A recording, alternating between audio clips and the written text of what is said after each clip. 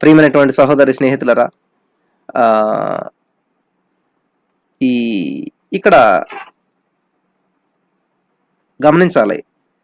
ఈ జూన్ నెలని మనం ఉపవాసంతో ముగిస్తూ ఉన్నాం. మరి ఆ,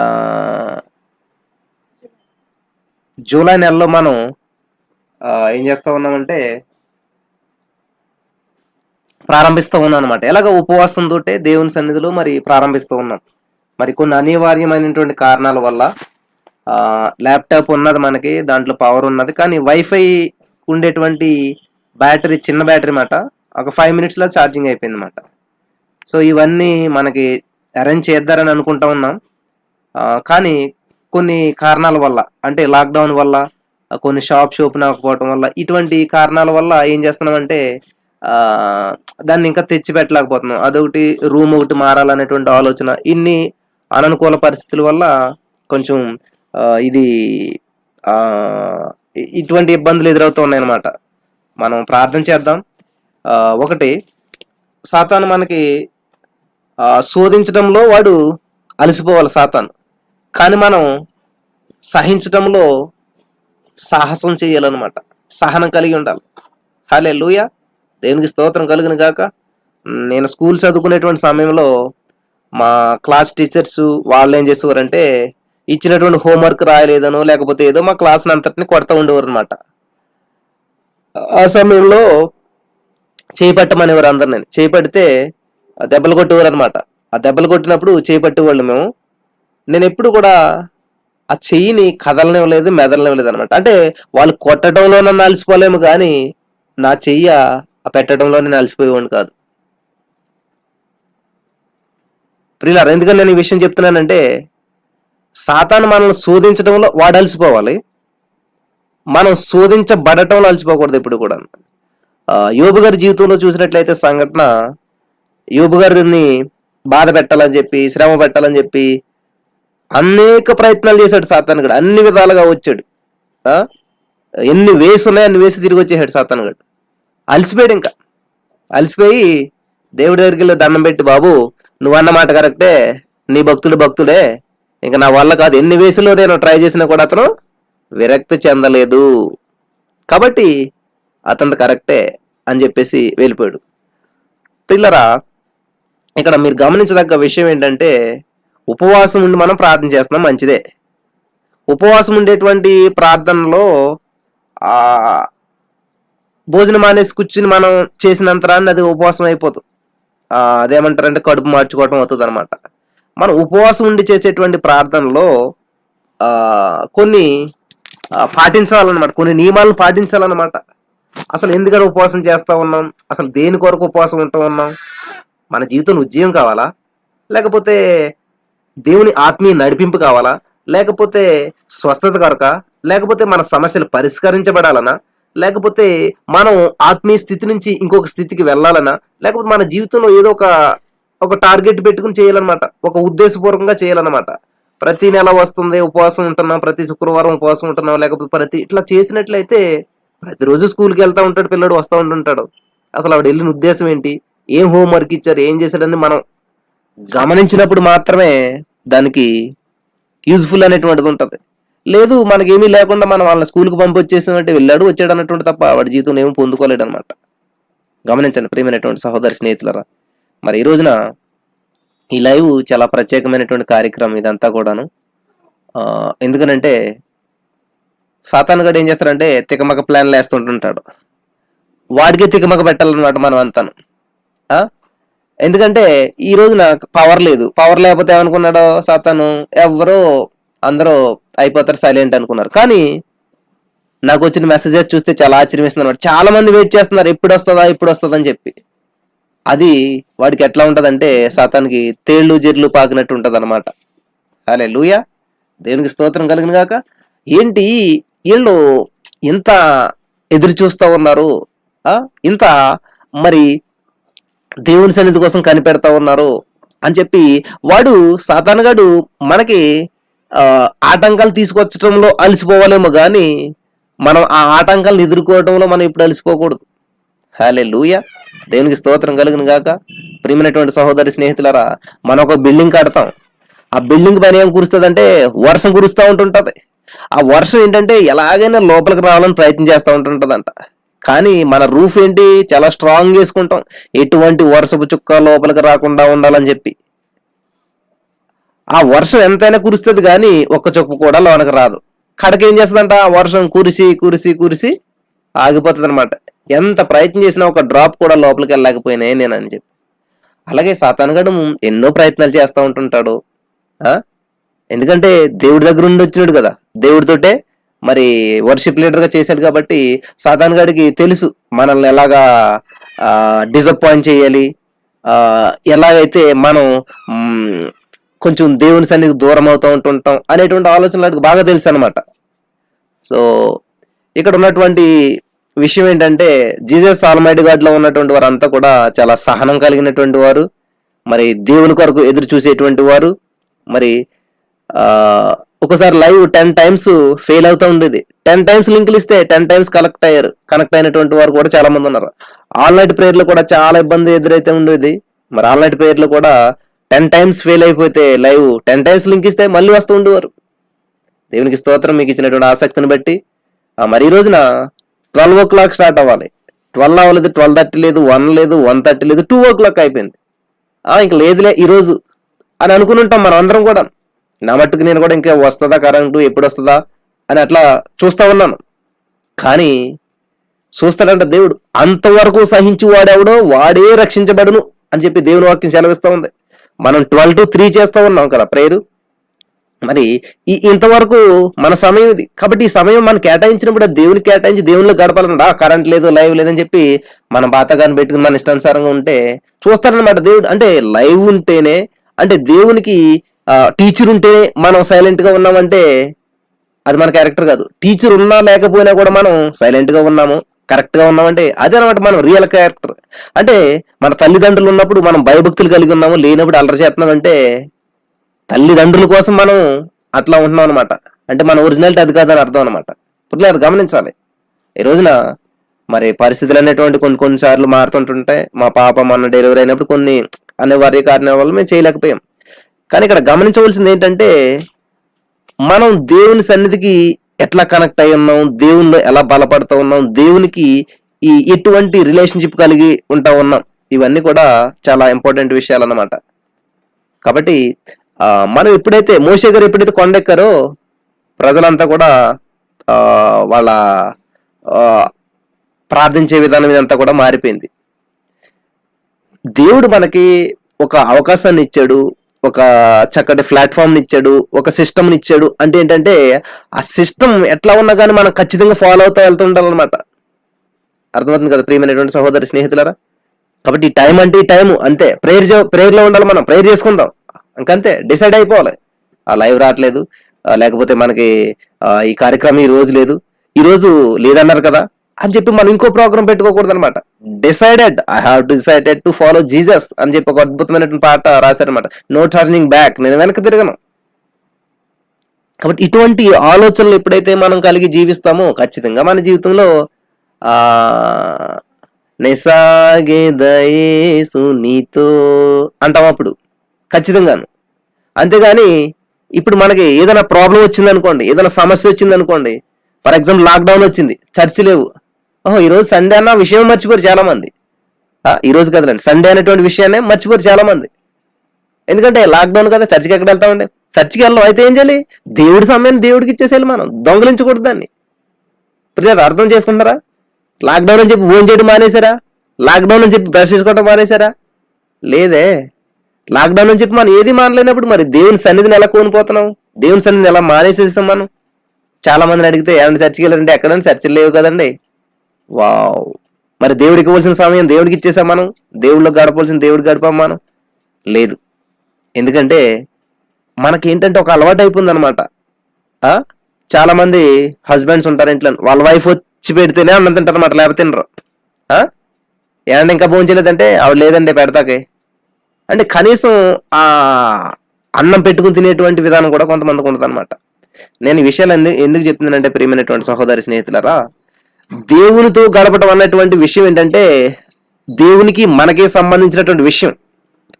అది సమూహంగా గడుపుతాం కొన్నిసార్లు, కొన్నిసార్లు సమాజంలో గడుపుతాం, కొన్నిసార్లు సంఘంలో గడుపుతాం, కొన్నిసార్లు కొన్ని విధాలుగా గడుపుతూ ఉంటుంటాం. కానీ దేవునితో గడపడం అనేది మాత్రం పక్కా ఉండాలన్నమాట, మర్చిపోకూడదు అది ఎప్పుడు కూడా. కాబట్టి ఈ రోజున దేవుడు చెప్తా ఉన్నాడు కదా, నీ హృదయమే దేవుని ఆలయము అని చెప్తా ఉన్నాడు. కాబట్టి మన ఆలయంలో ఆరాధన జరుగుతుందా లేదా? అక్కడ ఆరాధన ఆగిపోయి ఉండొచ్చు లాక్డౌన్ వల్ల, మరి కొన్ని పరిస్థితుల వల్ల అక్కడ ఆరాధన ఆగిపోయి ఉండొచ్చు. కానీ ఇక్కడ ఆరాధన ఎలా ఉంది? మన హృదయంలో ఆరాధన, వర్షిప్ నడుస్తూనే ఉండాలి ఎప్పుడు కూడా. మన హృదయంలో దేవుని ఇప్పుడు స్తుతిస్తూనే ఉండాలి, మన హృదయంలో ఇప్పుడు దేవుని మహింపరుస్తూనే ఉండాలి. అది నెవర్, హార్ట్ బీట్ ఆగితేనే ఆరాధన ఆగాలంటుండే. దేవునికి స్తోత్రం కలుగును గాక. హల్లెలూయా. మన హార్ట్ బీటు కొట్టుకుంటున్నాను చేపు, మన హార్ట్ బీటు నడుస్తున్నాను చేపు దేవుణ్ణి హల్లెలూయా హల్లెలూయా లబ్దబ్ అన్నప్పుడు ఏం చేయాలంట? స్తుతి స్తోత్రం హల్లెలూయా అని చెప్తుండాలన్నమాట.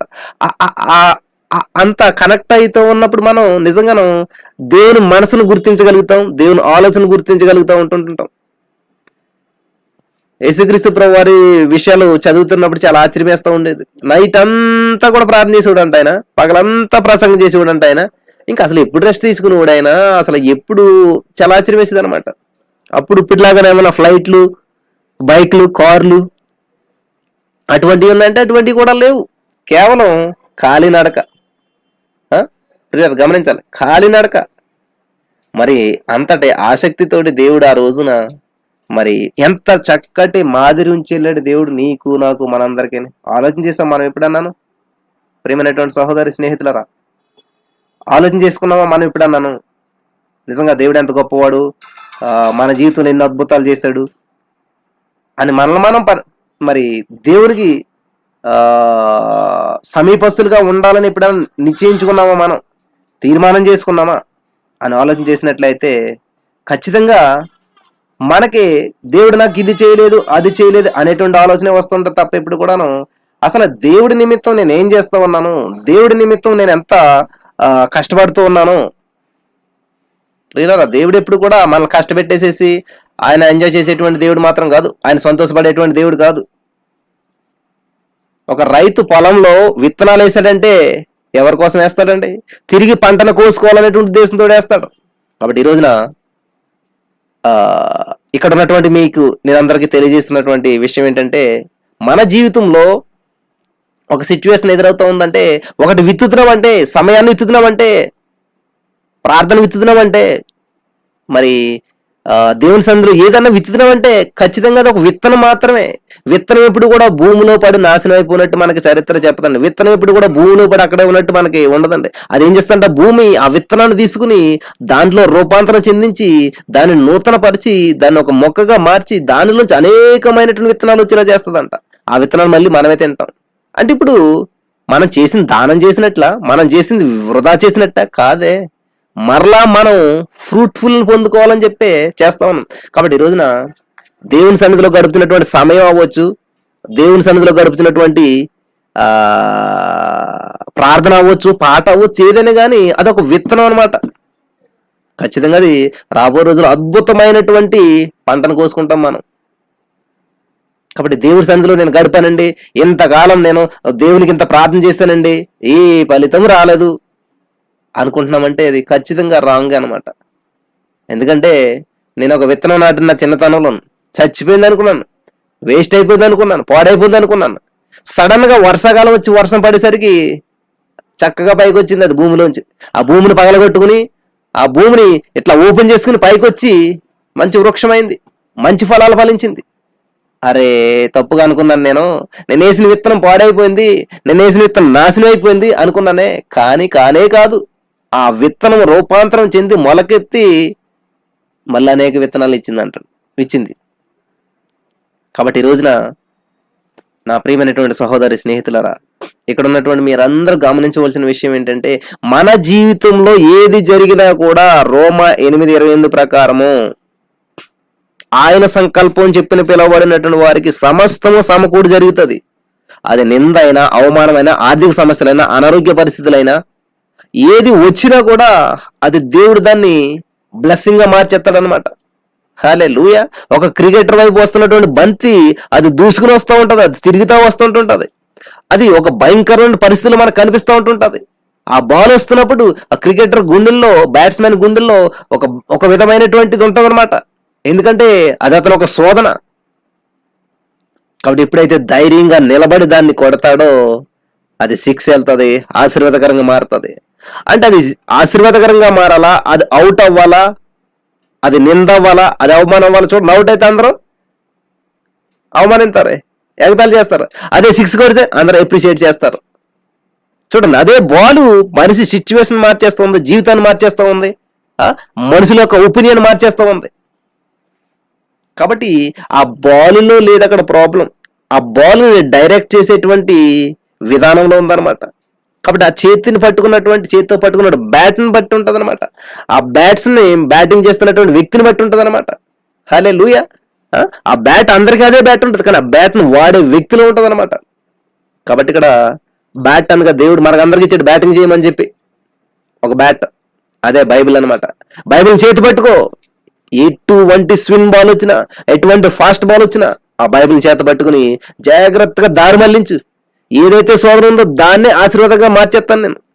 ఏ బాల్ అయితే నీ వికెట్ పడగొడతాకు వస్తుందో అదే బాల్ ని సిక్సర్ గా మార్తాను. అందరూ హార్సనాదాలు చేస్తారు, ఈడైపోయాడురా, అవుట్ అయిపోయాడు అనుకుంటే సిక్స్ కొట్టాడురా బాబు అని చెప్పి అనుకోవాలన్నమాట అందరం.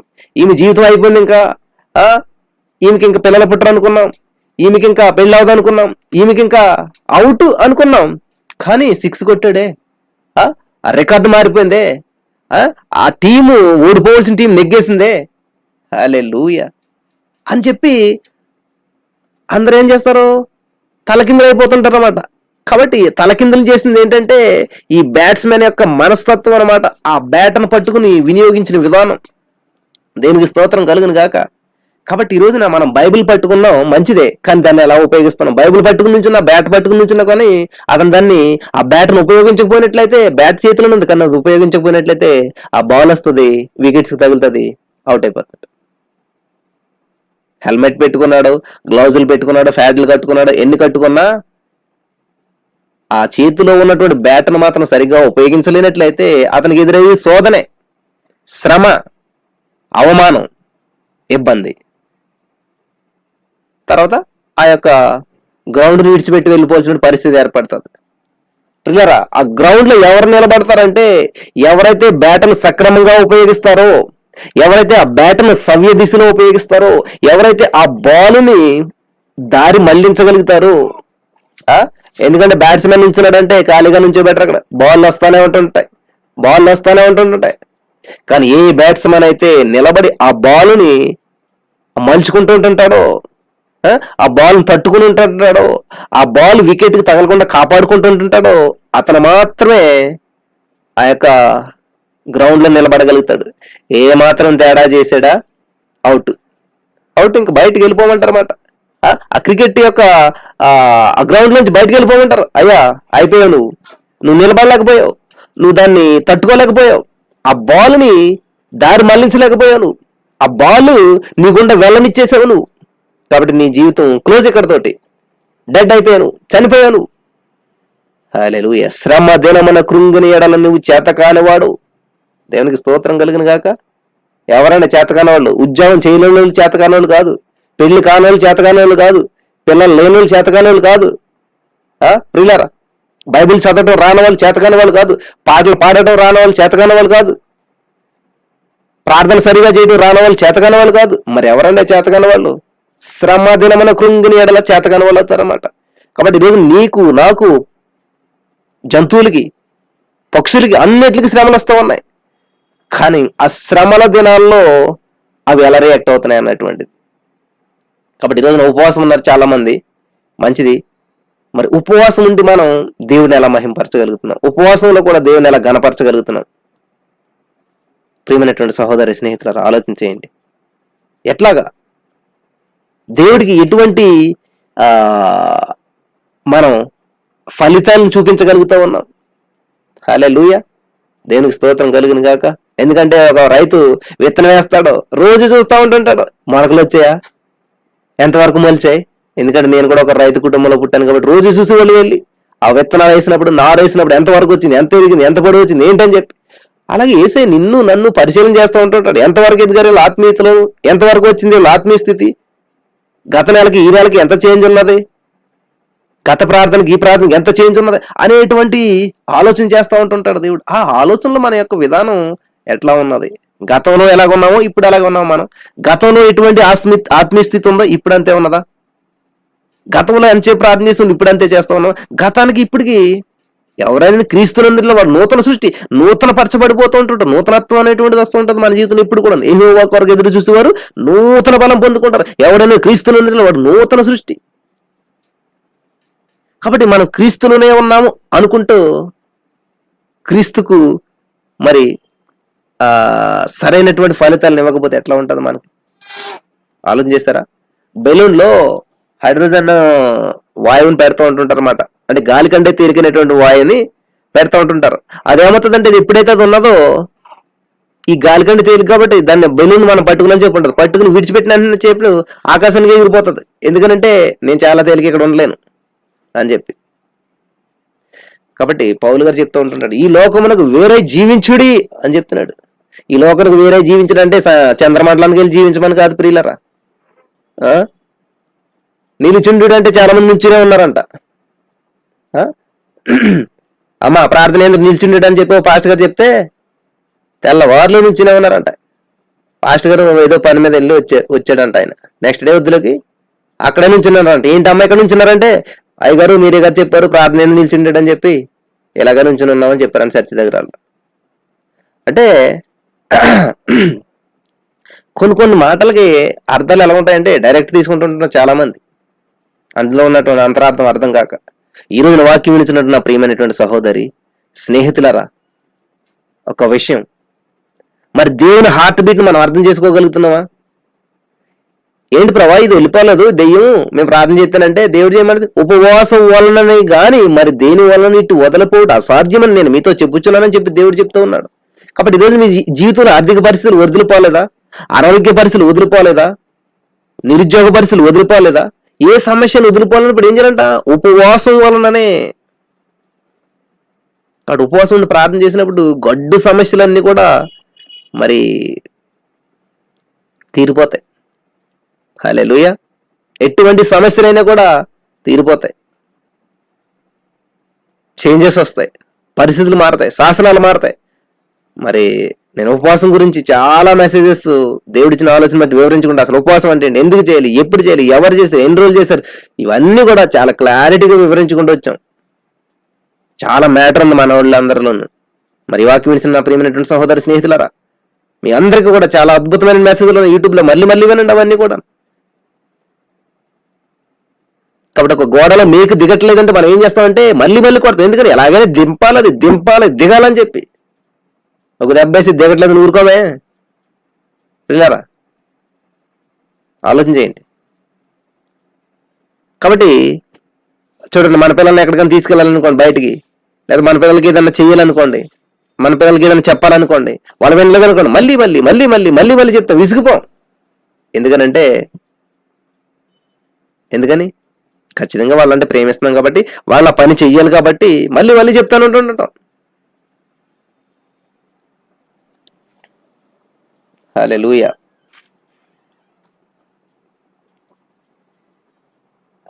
దేవునికి స్తోత్రం కలుగును గాక. మరి మన జీవితంలో దేవునికి ప్రత్యేకించినటువంటి సమయం ఏమైనా ఉన్నదా? ప్రత్యేకించినటువంటి ఒక ఏమంటారు ప్రత్యేకత ఏమైనా ఉన్నదా దేవుని కొరకు అని మనం పరిశీలన చేసుకోవాలి.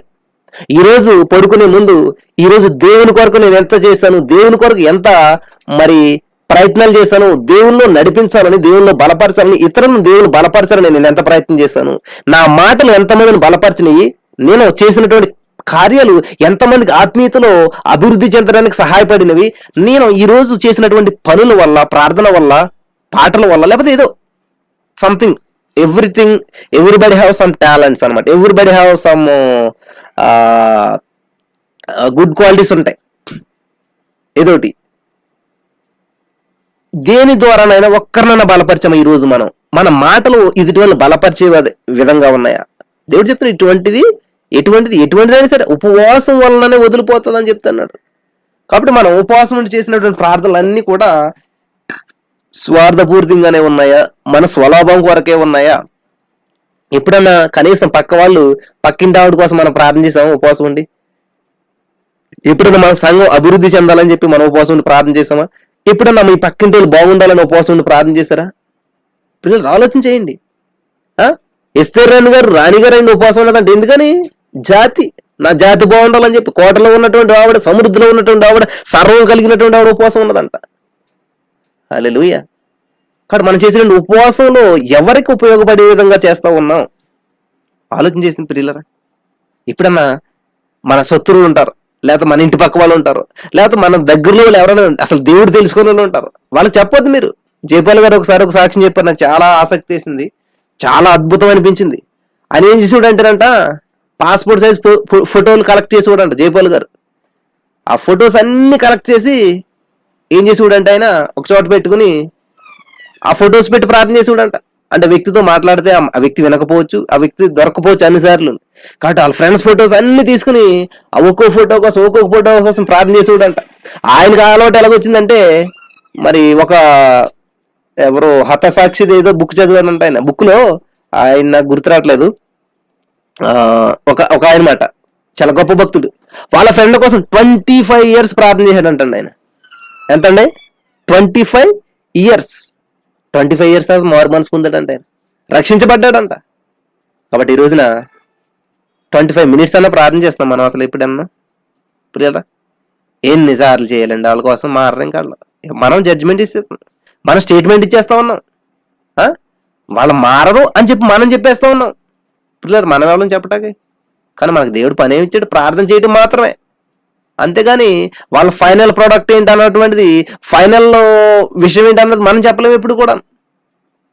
కాబట్టి ఏది ఎప్పుడు ఎలా జరుగుతుందో మనకు తెలియదు. దేవుడు శాసనాలు మారుతాడు.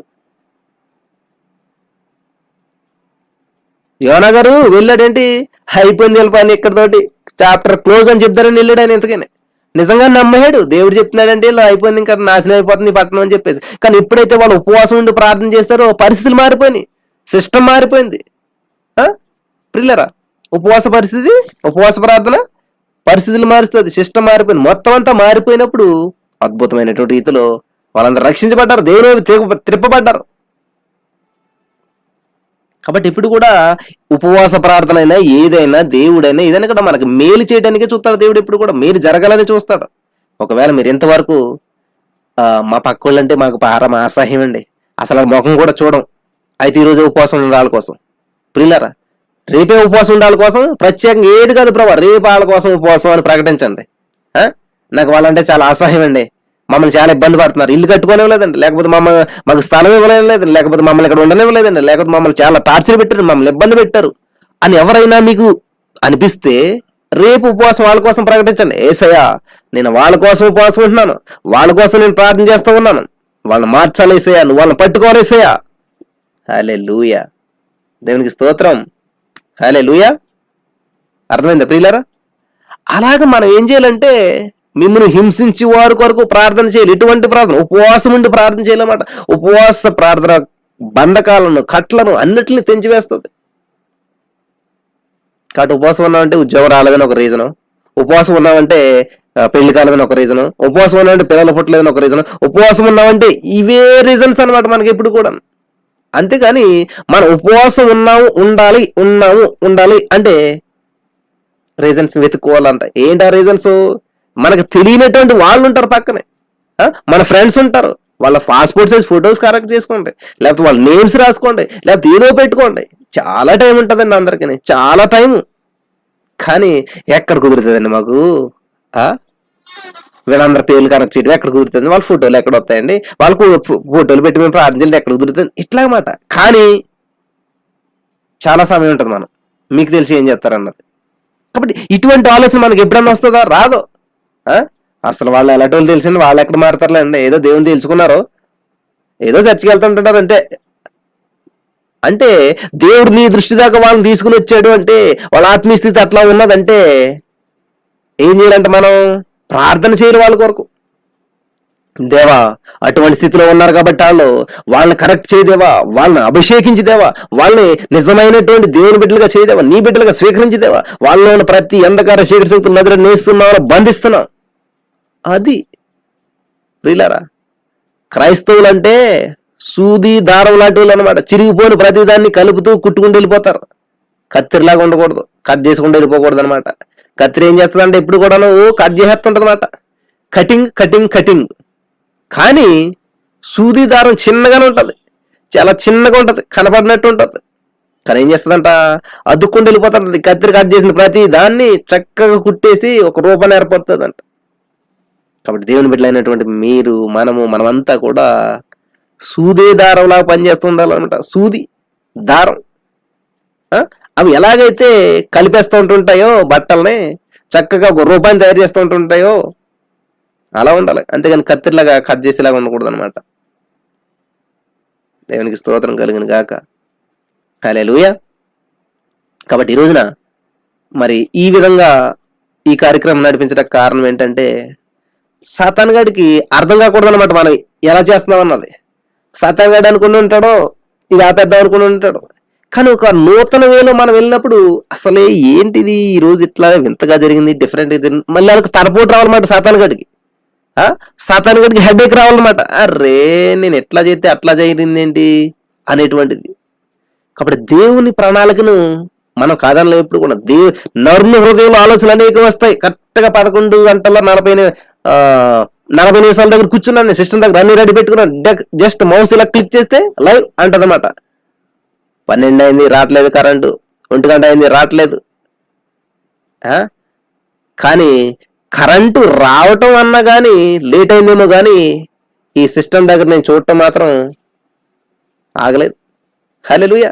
యెహోవా కొరకు ఎదురు చూసేవారు నూతన బలం పొందుకుంటారు. కాబట్టి మనం ఎదురు చూసే విధానంలో ఎప్పుడు కూడా నిరుత్సాహం రాకూడదు, ఎదురు చూసే విధానంలో ఫెయిల్ అవ్వకూడదు. దేవుడు కరెంట్ ఆపే విధానం, సాతానుడు కరెంట్ ఆపే విధానంలో ఫెయిల్ అయ్యేటేమో కానీ మనం దేవుని యొక్క కార్యక్రమాన్ని పొందుకునేటువంటి విషయంలో, దేవుని యొక్క ఆశీర్వాదాన్ని స్వతంత్రించుకునే విషయంలో మనం ఫెయిల్ అవ్వకూడదు. దేవుడు ఎప్పుడు ఫెయిల్ అవ్వడు. హల్లెలూయా. కాబట్టి ఇటువంటి సహనాన్ని మనం నేర్చుకోవాలి. సహనంలో పోటీ పడాలి. మనం సహనం కలిగి ఉండటంలో పోటీ పడాలి, సాత్వికంలో పోటీ పడాలి.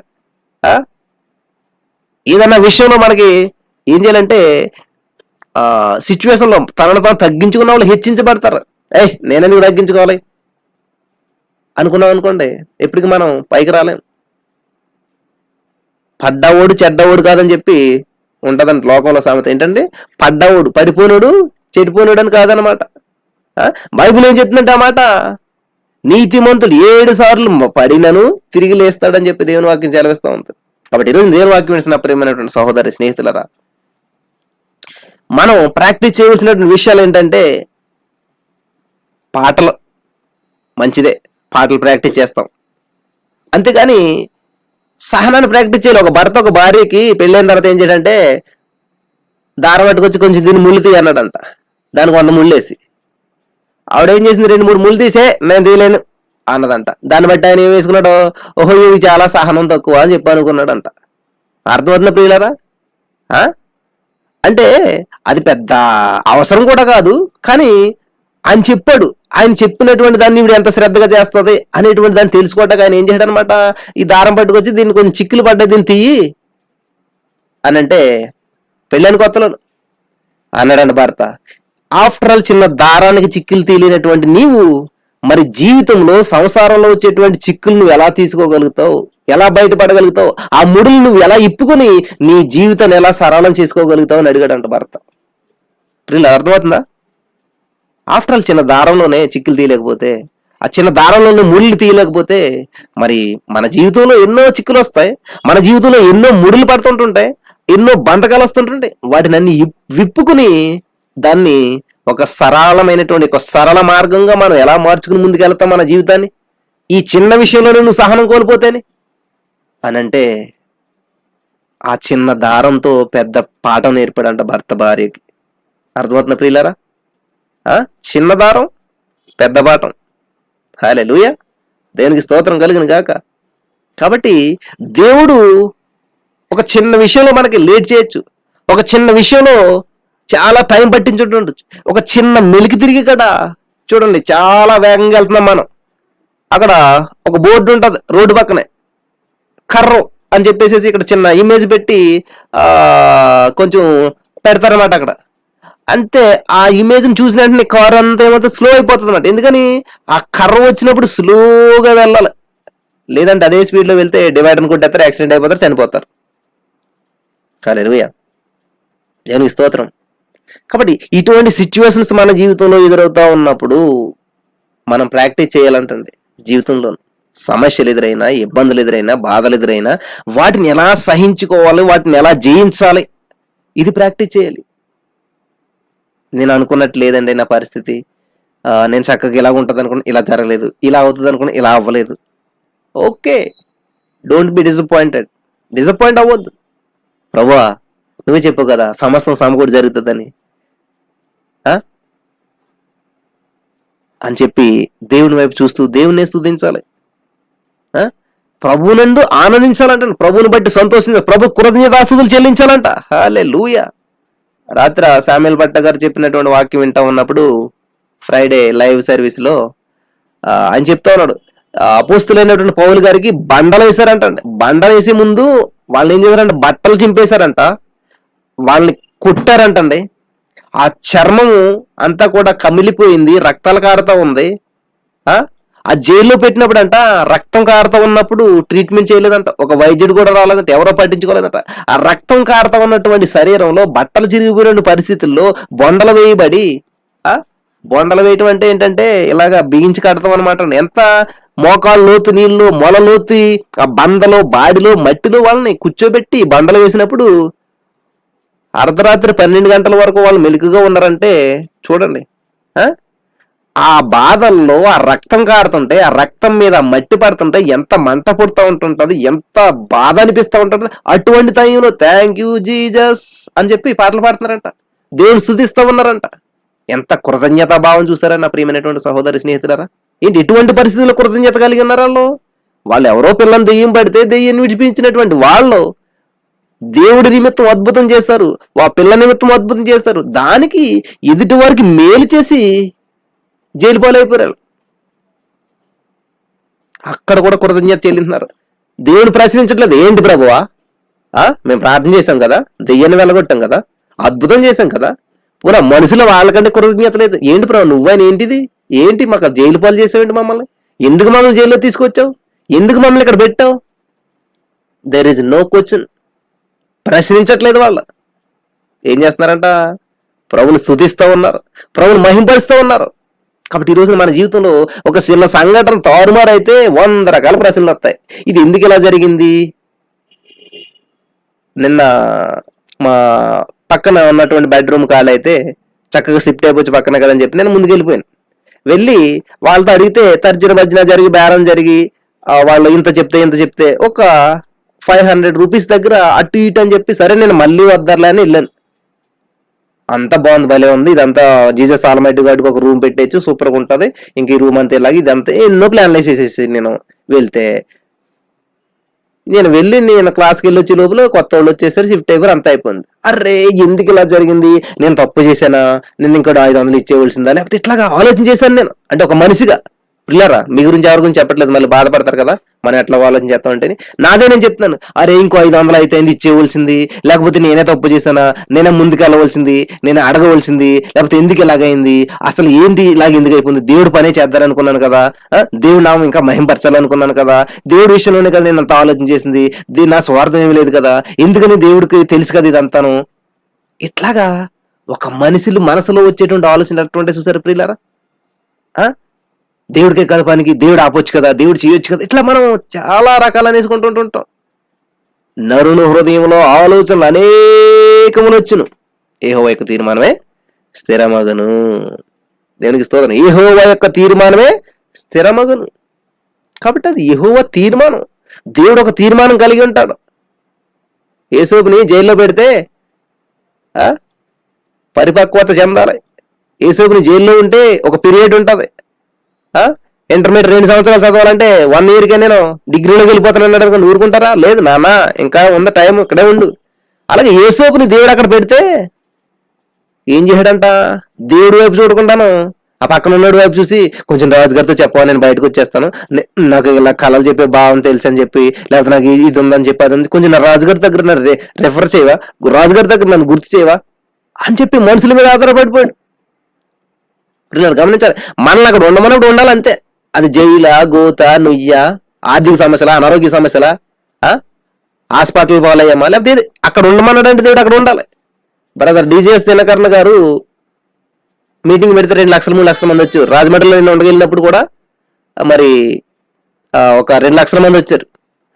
ఆయనకి కిడ్నీ ప్రాబ్లం ఉంది, ఆయనకి సమస్య ఉంది, ఆయనకి ఇబ్బంది ఉంది, కానీ ఆయన ప్రార్థన చేస్తే అనేక మంది స్వస్థపడతారు.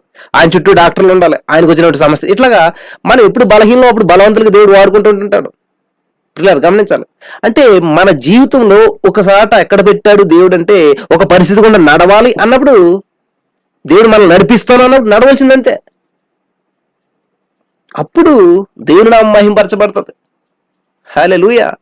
కాబట్టి బైబిల్ వీళ్ళందరి గురించి ఎందుకు రాయించాడు దేవుడు అంటే, 1 కొరింథీ 10:11 ప్రకారం మన అందరూ బుద్ధి కలగాలని చెప్పేసి. హల్లెలూయా. దేవునికి స్తోత్రం కలుగును గాక. పిల్లలు గమనించారా ఎందుకు రాశాడంటే దేవుడు? మనందరికి బుద్ధి కలగటాకే అవన్నీ రాయించి పెట్టాడంట. హల్లెలూయా. దేవునికి స్తోత్రం కలుగును గాక. చూడండి యోసేపు ఏం చేయడు, ఎంత భక్తుడు, ఎంత నీతిగా ఎంత ఉన్నాడు, తొందరపడిపోయి నాకు కొంచెం సాయం చేయండి అని చెప్పి అక్కల్ని అడిగేశాడు. చూసారా పిల్లరా? కాబట్టి మనం కూడా కొన్నిసార్లు చాలా బాగా ప్రార్థన చేస్తుంటాం, చాలా బాగా భక్తిగా ఉంటుంటాం, చాలా బాగా దేవునికి సమీపంగా ఉంటుంటాం, చాలా విషయాల్లో మంచిగా ఉంటుంటుంటాం. కానీ ఏం చేస్తూ ఉంటుంటే సడన్ గాను మనుషుల వైపు చూసేస్తూ ఉంటుంటాం, మనుషుల ఆలోచనలకు మొగ్గు చూపేస్తూ ఉంటుంటాం, మనుషులు ఇచ్చేటువంటి సలహాలకు మొగ్గు చూపేస్తూ ఉంటుంటాం, ఎలాగైనా ఇది ముందుకు వెళ్ళిపోవాలని చెప్పేసి. కానీ దేవుడికి ఇష్టం ఉండదు ప్రియులారా. దేవుని చిత్తానుసారంగా జరిగించాలనుకుంటాడు. నరుని హృదయంలో చాలా ఆలోచనలు వస్తూ ఉంటుంటాయి, కానీ యెహోవా యొక్క తీర్మానమే స్థిరమవుతూ ఉంటుంటది. కాబట్టి ఫాస్టింగ్ ప్రేయర్స్ మొదటి రోజున దేవుడు ఈ రోజున అద్భుతంగా నడిపించాడు.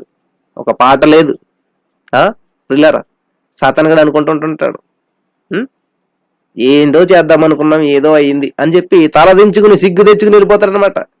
హల్లెలూయా. కాబట్టి ఈ వాక్యం వినిచినట్టు నా ప్రియమైనటువంటి సహోదరి స్నేహితులరా, మన జీవితంలో సమస్యలు వస్తాయి, ఇబ్బందులు వస్తాయి, తలకిందుల పరిస్థితులు ఎదురవుతుంటుంటాయి. కానీ ఎటువంటి పరిస్థితి ఎదురైనా ప్రతి సమయంలో కూడా దేవుని కృతజ్ఞతలు చెల్లించాలి, ప్రతి విషయంలో కూడా దేవుని కృతజ్ఞతలు చెల్లించాలంట. మరి ఈ యొక్క మాటల ద్వారా దేవుడు మిమ్మల్ని అందరినీ బలపరచాడని దేవుడు నేను నమ్ముచున్నాను. మరి ఎందుకని ఇట్లాగా చేయవలసి వచ్చిందంటే ఈ కార్యక్రమాన్ని లైవ్ హైలైట్స్ ఉండవు ప్రియులారా ఈరోజు.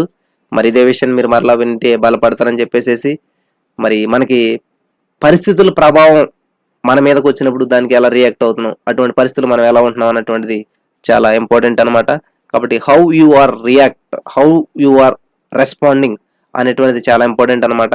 కాబట్టి మనం ఎంతకాలం ఉపవాసం ఉండి ప్రార్థన చేసామంటే నా భర్త మారాలి, నా పిల్లలు మారాలి, నా నా నా అని చేసేమేమో. కానీ ఇప్పుడు మార్చండి. నేను ఎందుకు ఉపవాసం చేస్తానంటే ఎదుటి వాళ్ళ కోసం, నేను ఎందుకు ఉపవాసం చేస్తానంటే పక్కింటి ఆవిడ కోసం, నేను ఎందుకు ఉపవాసం చేస్తానంటే పొరుగింటి ఆవిడ కోసం. వాళ్ళ ఫోటోలు తీసుకోండి, సెల్ ఫోన్లు వచ్చాయి కాబట్టి ఒక ఫోటో తీసుకోండి, ఒక సెల్ఫీ దిగండి, బయట రండి, ఇంట్లో పెట్టుకోండి, ఎదురుకుండా పెట్టుకోండి, చేతులు వేయండి, ప్రార్థన చేయండి. యేసు నామములో మార్చినందుకు వందనాలు, వీళ్ళ జీవితంలో మార్పునిచ్చినందుకు వందనాలు. హల్లెలూయా. ప్రభువా ఈ బిడ్డ కోసం నేను ఉపవాసం ఉంటున్నాను అని చెప్పి ప్రార్థన చేద్దాం, ఖచ్చితంగా మారుతారు. దేవుడు అటువంటి కృప దేవుడు మనకు అందరికి ఇచ్చి నడిపించును గాక. ఆమేన్. స్తోత్రం దేవా. సర్వోన్నతులు చాలా అమూల్యమైన విషయాలు. మరి ఈ రోజు మేము బలపడుటకు సమస్యల్లో మేము ఎలా ఉండాలి ఏంటి అనేటువంటి విషయాలు తెలియజేస్తూ, మరి మేము ఉపవాసం చేస్తున్నామంటే ఇప్పుడు స్వార్థపూరితంగా మా కోసం మేమే చేస్తున్నాం నా తండ్రి. అట్లా కాకుండా మరి ప్రత్యేకమైన ప్రణాళిక నీ కొరకు మేము చేసేటువంటి ఉపవాసం మాకు అందరికి దయచేయమని, మరి నా ప్రభు మా శత్రువుల కొరకు, మా పొరుగు వారి కొరకు, మా ఇరుగు వారి కొరకు, మాకు తెలియనట్టు వారి కొరకు ఉపవాసం ఉండి ప్రార్థన చేసి నిన్ను మహింపరిచే జీవితాలు మాకు అందరికి అనుగ్రహించమని యేసు నామంలో ప్రార్థించి నమ్మి పొందుకుని తండ్రి. ఆమేన్.